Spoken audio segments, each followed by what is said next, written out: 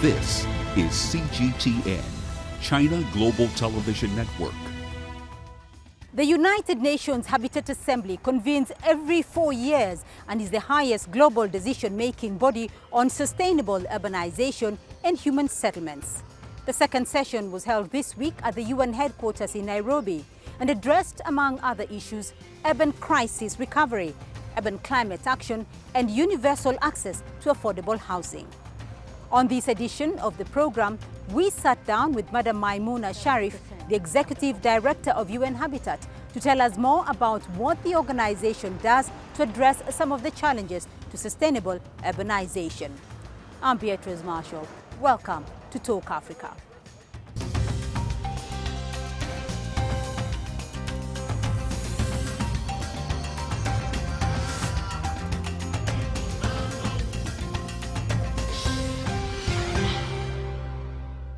Madam Edie, thank you very much for your time. I want to start with the theme of the second session of the UN Habitat Assembly, which is a sustainable urban future through inclusive and effective multilateralism, achieving the sustainable development goals in time of global crisis. What are these global crises we are trying to navigate? Thank you so much, Beatrice, for having me here.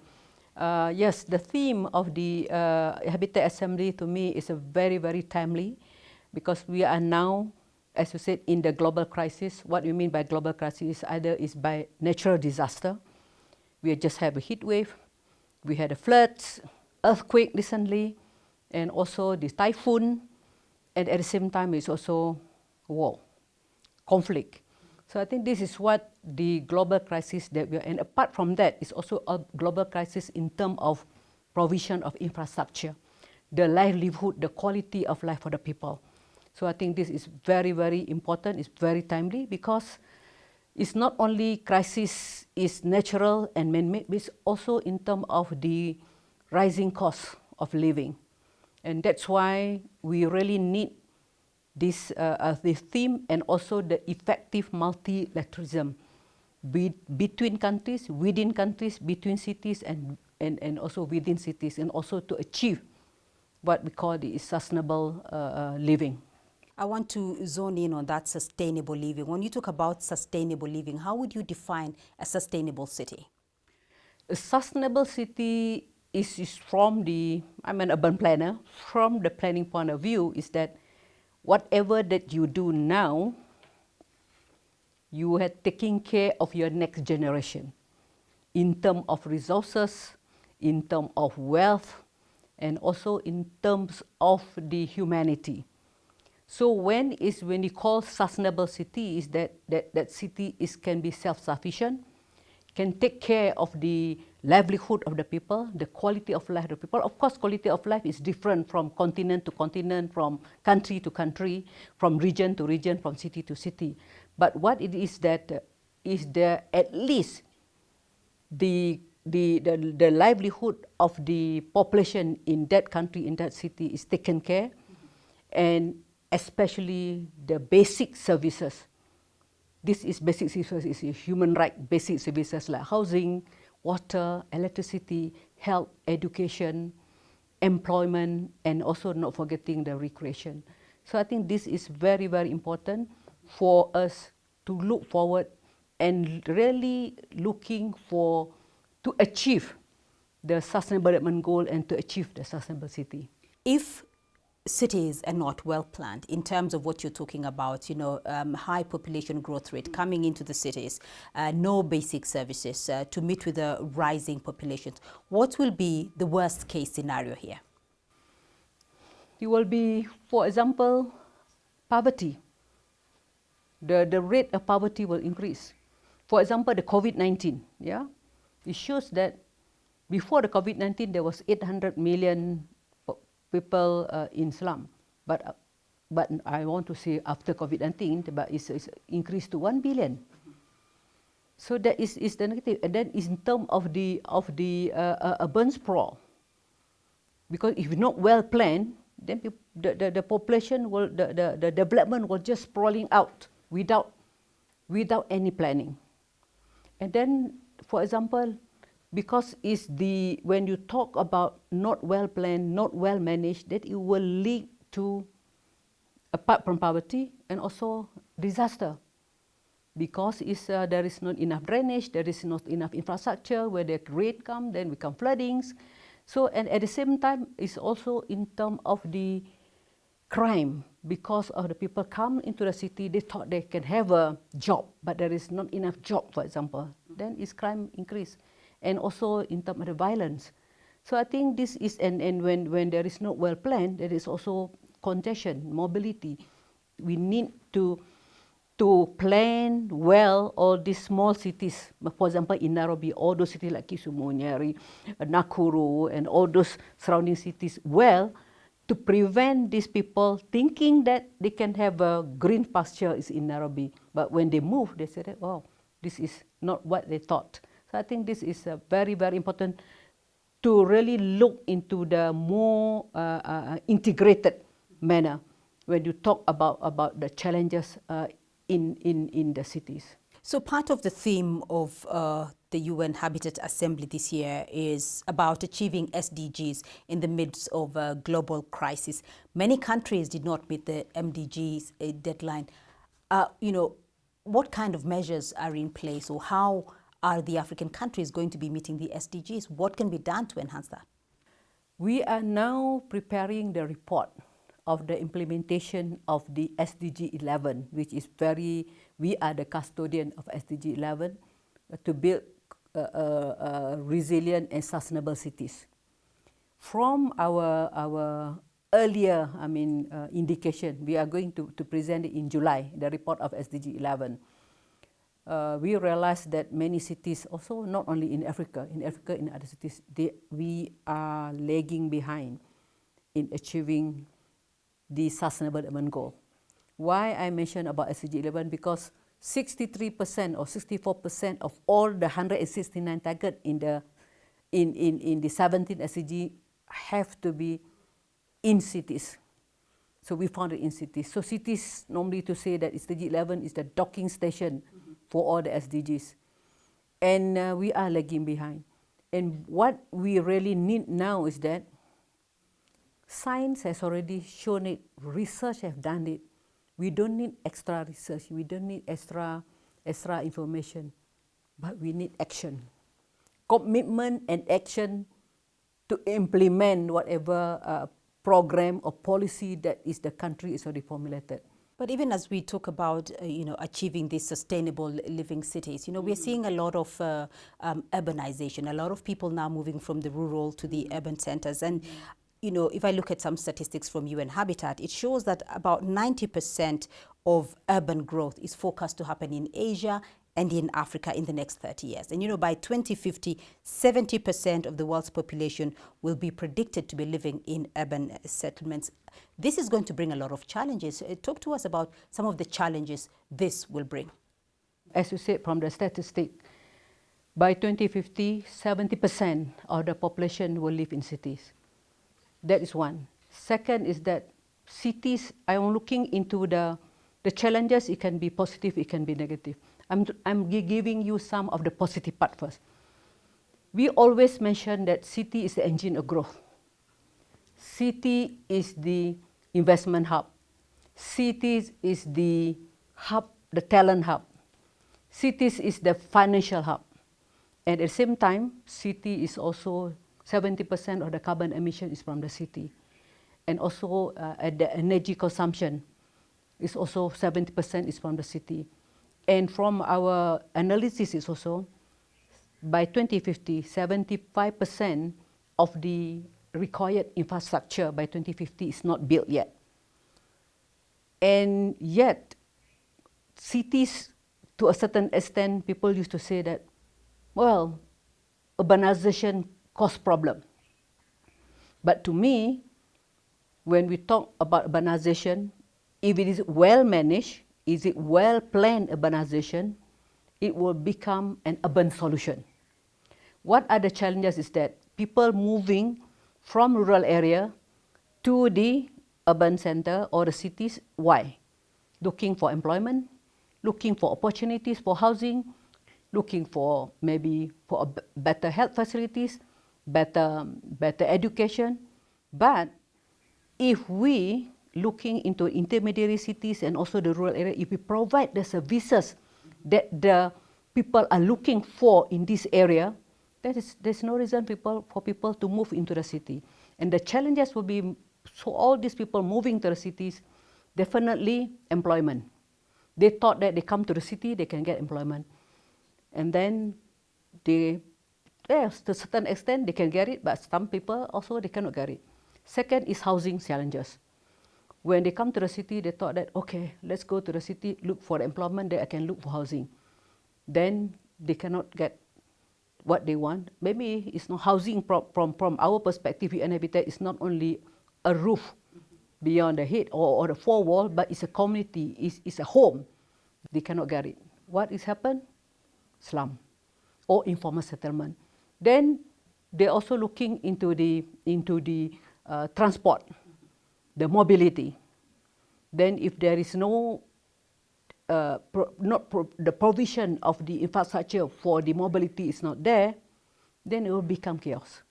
You've talked about housing. And the gap between the haves and the have-nots is one of the big challenges in cities today. I want to look at one context of African countries that are trying to find viable solutions to the housing crisis. For instance, like Kenya, at the moment, it's talking about introducing a housing levy to try and sort out the problem of lack of housing in the main city in Nairobi. What do you think is a viable model, though, to try and bridge the gap between the haves and the have-nots, and also, access to proper and affordable housing? Yeah, housing is one of our priority, and you look into the UN Habitat Assembly, one of the 5 sub-themes is housing. And even now, we have a resolution on housing being discussed now, and also slum transformation with the member state. To me, there is no one mold or one way that is fit for everything. For example, that I was a former mayor in Penang, and we have a housing policy in Malaysia. And what we look at that one of the areas that is very much needed is the data. How many people have no house? What are the category of these people who have no house? Are they laborers, or what is their income? Where are they in terms of the mapping? And then how many of them in the family? What is then the income? I think the data is to me is the starting point in order for any country to formulate the housing policy. And what is the supply and what is the demand? For example, in Kenya, I was informed that the supply is 50,000 of new home annually, and a deficit of 80% annual housing deficit, because they need 250,000 houses annually. So from there, they need regulation or policy. But last but not least, I think in Africa and also in Asia, we need to transform the slum transformation scheme. That I think is very, very important. I think that's why, and you come up about affordability, different country, different region have different affordability, but I think this one have to be, that's why I said that the data is important to set the affordability level, so that then you can do, then you can try to look at the housing issues is not only as an housing, but it's also looking into more holistic. When you talk about housing, linked to basic services, water, electricity, sanitation, linked to education, linked to health. So I think housing is a very, very important element in order to look at the catalyst for the economy for certain countries. Thank you so much. Well, we are in conversation with the Executive Director of UN Habitat, Madam Maimunah Sharif. We're now going to take a short break. When we come back, we will continue with our discussion. Stay with us.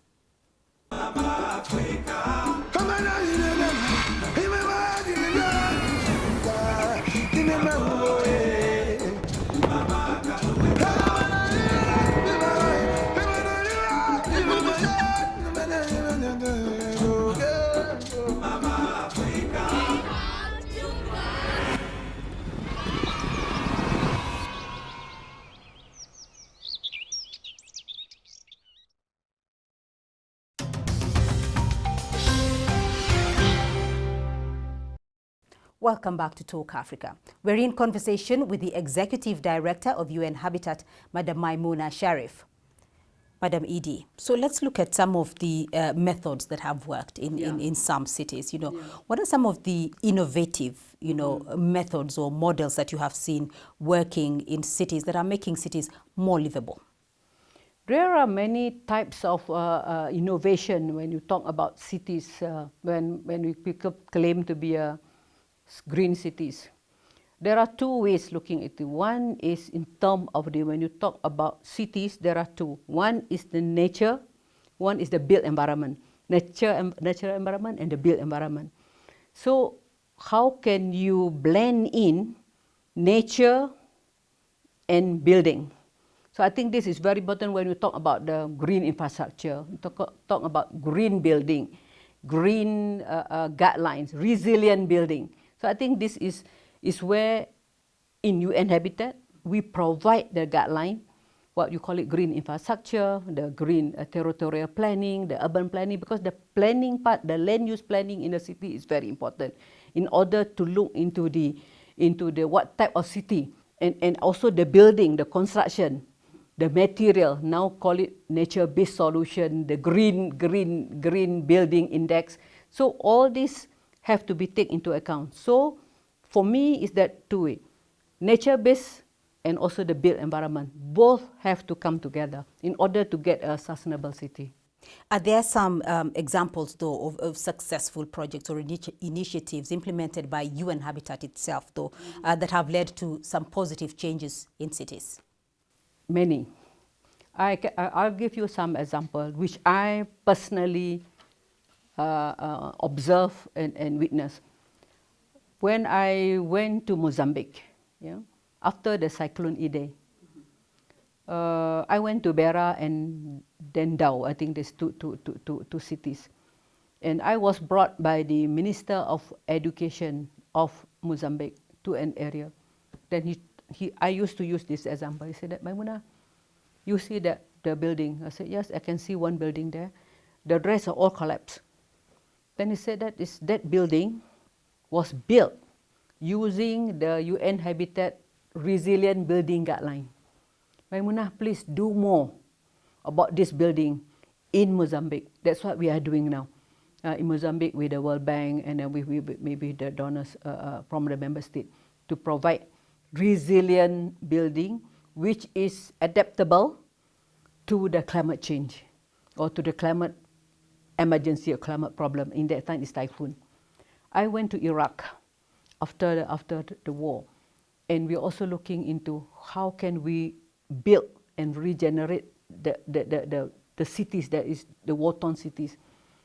And we did the affordable housing, and we also looking into we also use the recycled material because of the the bricks have been during the war and also in Beirut during the explosion. So we use the concrete. So I think to recycle. So this is also maybe an area when you talk about city redevelopment. But in terms of the housing, we are also in Kenya. We work together with the Minister of Housing, C.S. Zakaria, for the Movoko project. So we are building together with we are giving them our technical advice. I think we are building around 5,000 units in Movoko together with the government of Kenya. So we've talked about natural disasters and their effects on urban centers. How can the capacity for recovery be improved in urban centers, in cities in Africa, in the wake of flooding, as in scenarios such as what we saw in Mozambique, in Malawi, in Zimbabwe?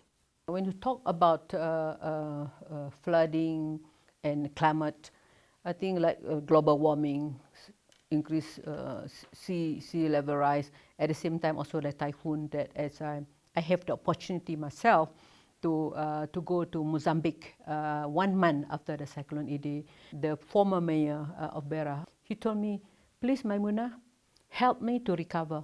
I said, how can I help you? I know all the building collapse. He showed it to me.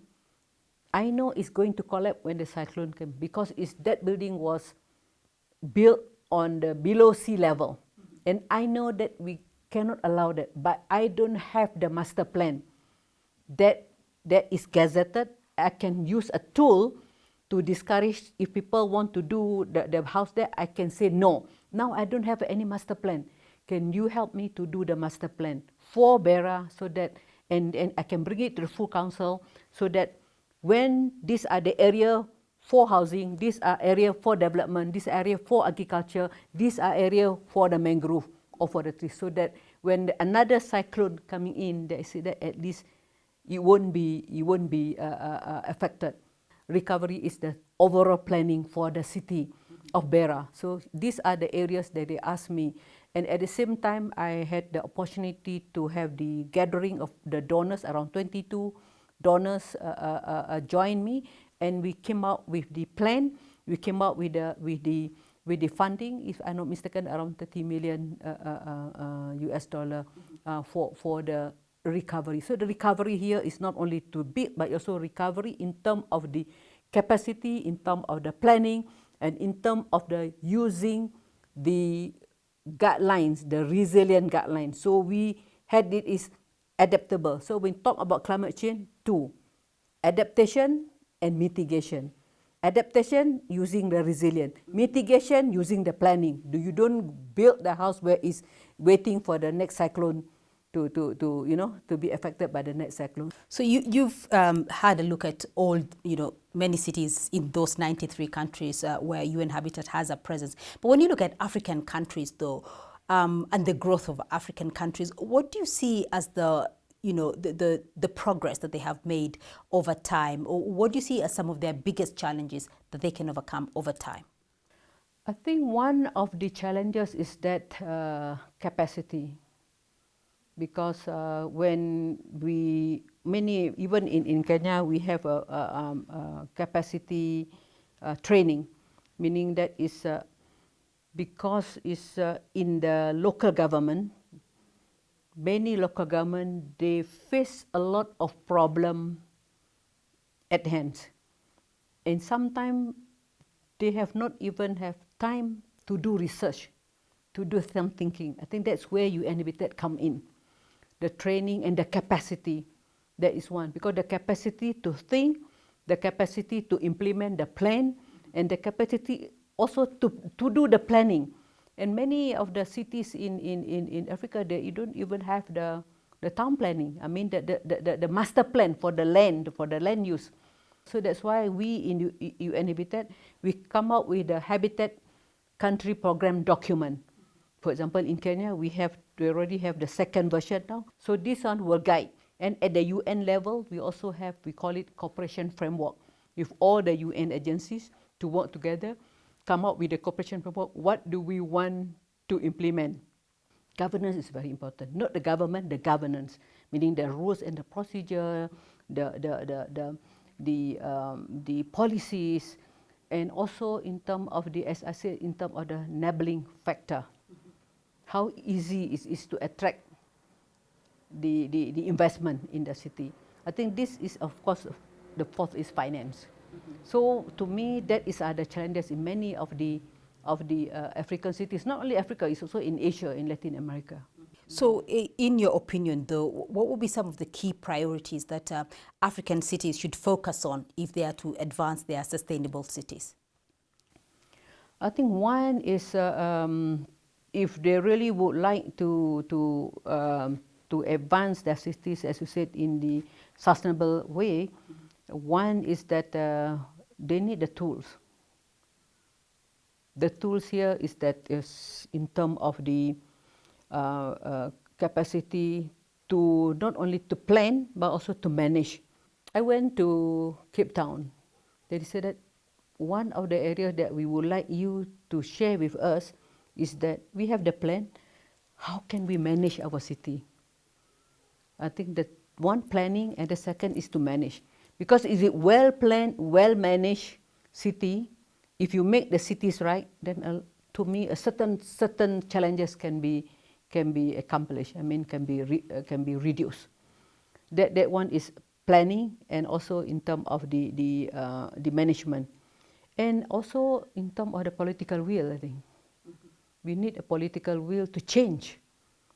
Of course, sometimes when you make changes, it's not easy. People will oppose.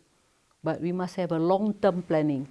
To me, beyond 5 years. I know that it's election every 5 years, but in order to plan, you have to plan beyond. For example, like a country like Malaysia, they plan maybe 10 years, 20 years. Singapore, they plan Singapore 50, Singapore 100. So meaning that is other countries, they plan long-term planning, but they have the short-term implementation. So I think and continuous and bring in people to the center of the implementation, or even formulating the policy. I mean, people process. That's what we are promoting, the people process. And then, of course, I'm also looking into how can we, when you bring the people process, sometimes the innovation and the technology, people talking about the smart city and all that, but we come to the innovation and in technology. Sometimes the innovation technology is very simple from the people, because they to solve the problem locally. So before I let you go, Madam Edie, I want to draw on your inspiration, and I want to draw from your experience as a former mayor and also as an urban planner. What kept you awake when you were leading your city? I think because I'm the type of very optimistic. I'm the type that always having the positive thinking. And I'm the type that I used to say that I want to give more inspiration, because to me, if you put your mind to do something, do it and act now. Don't wait until tomorrow. Things that you can do today, don't act until tomorrow. And I think that because I have seen it throughout my journey, from the junior planner to the head of department to the mayor and now to the ED. And I said that when you set your mind, you have the vision. That's what I used to say, that I'm the type like bottom up. Yes, bottom up, I need, but I also must be top down. Because it's bottom up, without the leader who have the vision, is also have nowhere. So I used to say bottom up, top down, conversion of ideas in the middle. So to this thinking of positive thinking, and the satisfaction that is small thing that that I did or that I carried out, and people will smile back at me. You don't have to say thank you to me, but just smile. That is something good to my heart. So I think that is what keep me going. We want to provide a better quality. I want to see people smile, and if they are need, they say thank you to you for having such as good things that now. And I hope that one will be replicated. It will be like a drop of water. Mine is like a drop of water, and it will ripple. And it will, like for example, now, last time as a mayor, but now as an ED, it works in globally. So what our pilot project is good, it will replicate in other countries, will also help other people's life. That is good enough for me.